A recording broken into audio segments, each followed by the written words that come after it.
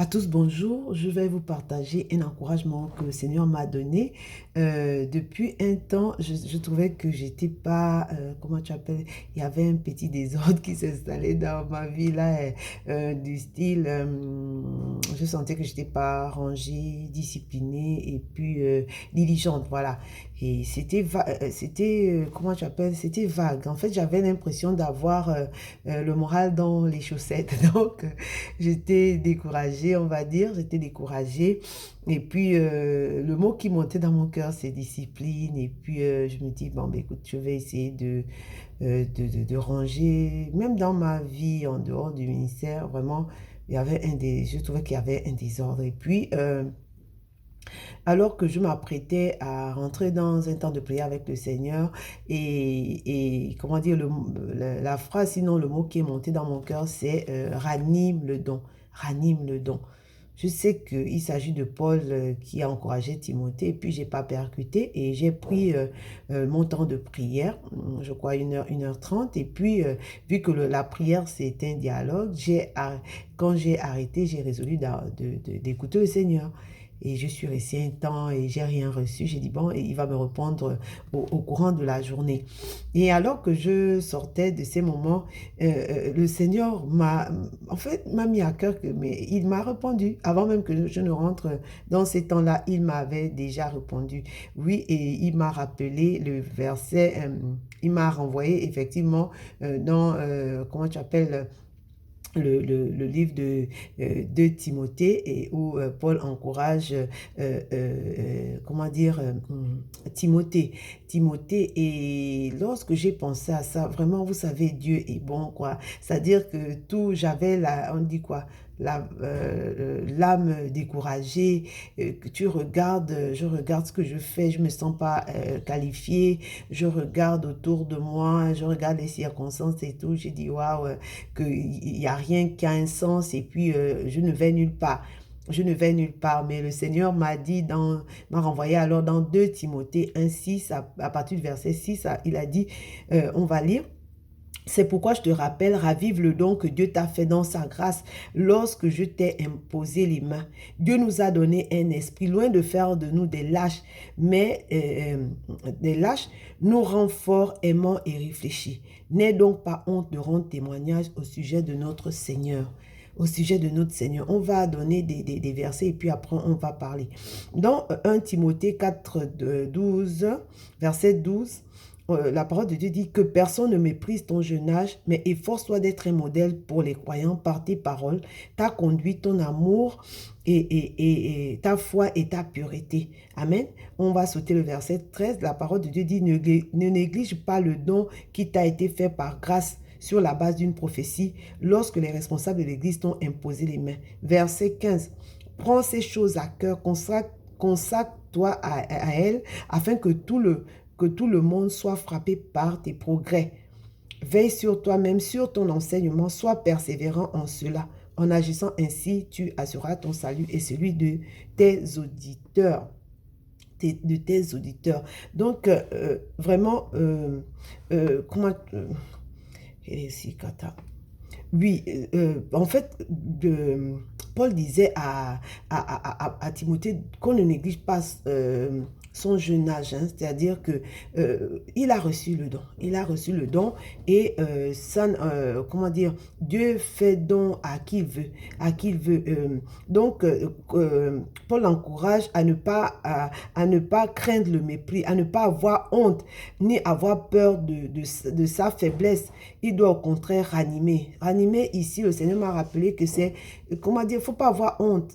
Personne n'est qualifié à la vérité. Et il dit, ranimer, c'est exerce-toi. Ça veut dire quoi? Moi, exerce-toi. En fait, il m'a fait penser que de la même façon, j'aurais été diligente, sinon disciplinée, alors qu'il s'agissait d'un travail séculier. De la même façon, je dois, comment dire, m'organiser et réaliser que c'est un travail à part entière, et que je dois vraiment me discipliner. Je dois vraiment prendre cet appel-là à cœur et travailler, ranimer. Ça veut dire s'exercer, peu importe que les gens pensent que tu n'as pas le profil, peu importe que tu sois, comment tu appelles, je sais pas quoi, peu importe, mais il a dit que je dois m'exercer, que c'est au fur et à mesure que je vais pratiquer, parce que l'appel, quand on reçoit l'appel, c'est comme une pierre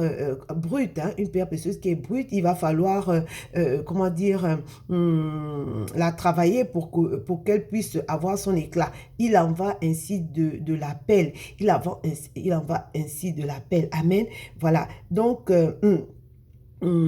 Dieu dit qu'il est avec moi, il est avec moi, et il est avec moi. De la même façon, Paul était avec Timothée pour le rassurer. Dieu est avec moi. Celui qui m'a appelé, et comment dire, lorsque ça va être compliqué, lorsque ce sera, comment dire, je serai découragé, il sera là pour me rassurer, pour dire que c'est bien lui qui m'a appelé. Et puis, à la vérité, quand il appelle, il équipe. Amen. Amen. Donc, on va revenir, voilà. La parole de Dieu dit, hein, la parole de Dieu dit dans Romains 9, 11, or Dieu a un plan qui s'accomplit selon son libre choix, qui dépend non des actions des hommes, mais uniquement de celui qui appelle. Et pour que ce plan demeure, c'est avant même la naissance de ses enfants. Par conséquent, avant qu'il n'ait fait ni bien ni mal, que Dieu dit à Rebecca, l'aîné sera assujetti au cadet. En fait, là, il s'agit d'Ésaü et de Jacob. Amen. Voilà, ils n'avaient fait ni bien ni mal, c'était pas fonction des œuvres. Et Dieu a choisi que c'était Jacob qui, comment dire, Jacob qui devait dominer sur son frère. Ça n'a rien à voir avec les œuvres. Ça a quelque chose à voir avec l'élection. Amen. La parole de Dieu dit dans Jérémie 1,5, avant de t'avoir formé dans le sein de ta mère, je t'ai choisi et avant ta naissance, je t'ai consacré, je t'ai destiné à être prophète pour les peuples. Voilà, ça veut dire que cet appel que toi et moi avions reçu ne découle pas des œuvres, voilà, voilà, ne découle pas des œuvres. Ça veut dire qu'avant même qu'on soit dans le sein de notre mère, comme il a dit, il nous connaissait et notre appel était déjà connu. On a dit que Dieu est un Père responsable, il ne crée pas et puis il se demande qu'est-ce qu'il va en faire. Amen. Voilà, donc dans Galates 1, 15 à 16, la parole de Dieu dit, mais Dieu m'a choisi dès le ventre de ma mère et dans sa bonté, il m'a appelé. Un jour, il a décidé de me faire connaître son fils pour que je l'annonce à ceux qui ne sont pas juifs. Il s'agit ici de Paul, mais là, c'était alors qu'il était Saul et qui respirait le meurtre, la menace, mais il a plu à Dieu de le choisir. Dieu n'a pas tenu compte de ça. Amen.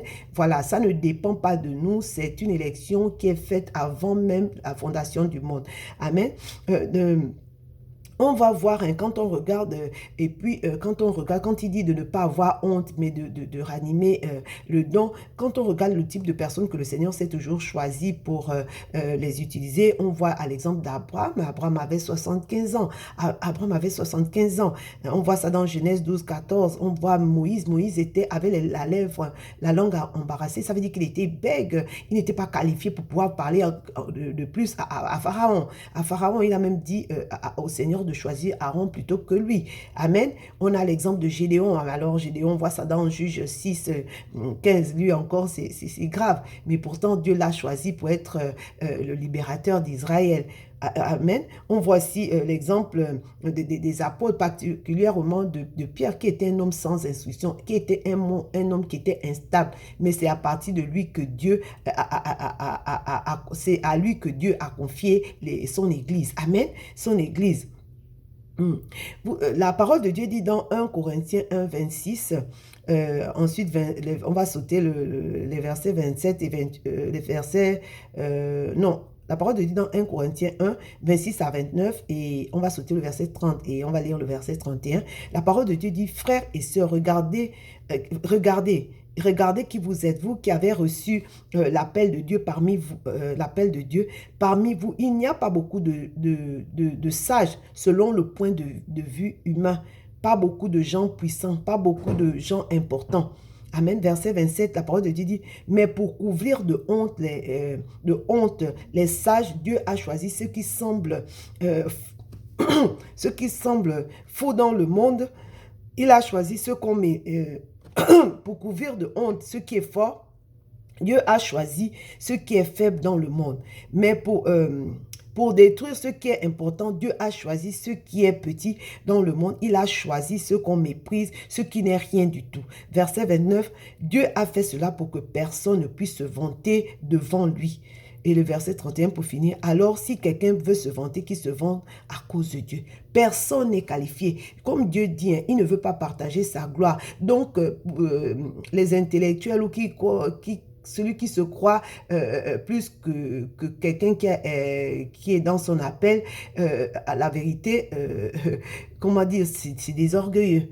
Parce que la parole de Dieu dit dans 1 Corinthiens 4, 7, en effet, qui te rend supérieur aux autres. Tout ce que tu as, c'est Dieu qui te l'a donné, n'est-ce pas? Et si tu l'as reçu, pourquoi te vanter comme si tu ne l'avais pas reçu? Amen. Dieu a dit, on dit qu'il a choisi les choses. Il a dit que parmi ceux qu'il a appelés, il n'y a pas beaucoup de sages. Parmi ceux qu'il a appelés, il n'y a pas beaucoup de gens puissants, il n'y a pas beaucoup de gens importants. Dieu se sert des personnes dont la société comment dire, néglige pour les utiliser afin que nulle chair ne se glorifie, afin que lorsque tu seras en plein dans le ministère, tu vas réaliser que la vérité, c'est Dieu qui a fait de toi ce que tu es. Donc, quand il m'a dit de ranimer le don, donc de m'exercer, en fait, il m'a dit de ne pas avoir d'état d'âme. La vérité, c'est que je ne suis pas qualifiée, c'est certain, mais que je dois m'exercer parce que le don, dans la parole de Dieu dit dans, excusez-moi, dans 1 Corinthiens 12, 7, or, à chacun, la manifestation de l'Esprit est donnée pour l'utilité commune. Donc, c'est-à-dire que je n'ai pas, Dieu cherche un instrument, Dieu cherche un vase, Dieu, voilà, pour qu'il puisse... comment dire, pour qu'il puisse agir dans le monde, il a besoin d'un corps, il a besoin d'un corps. Donc, ce qu'il nous demande, c'est de se disposer. Et puis, c'est lui qui fait le reste, quoi. C'est lui qui fait le reste. Il faut savoir une chose que vraiment, ce n'est pas pour nous. Ce n'est pas pour nous. Des gens sont en attente de ce que Dieu a mis sur nous. Donc, on devra vraiment lui faire confiance et puis s'exercer, prendre cet appel-là au sérieux, peu importe ce que les gens en pensent. Amen. Vraiment, je voudrais encourager quelqu'un. Moi, ça m'a beaucoup encouragé. Et puis j'ai commencé à vraiment à faire en sorte que bon, le matin je me réveille, pour l'instant je ne travaille pas, donc mon travail c'est bien ça, et même quand je vais travailler, il faut que je m'organise à véritablement répondre à l'appel du Seigneur, à m'exercer, à ne pas me décourager, peu importe ce que les gens pensent, voilà, il m'a appelé et puis je suis privilégiée. Demeurez bénis, à très vite, merci.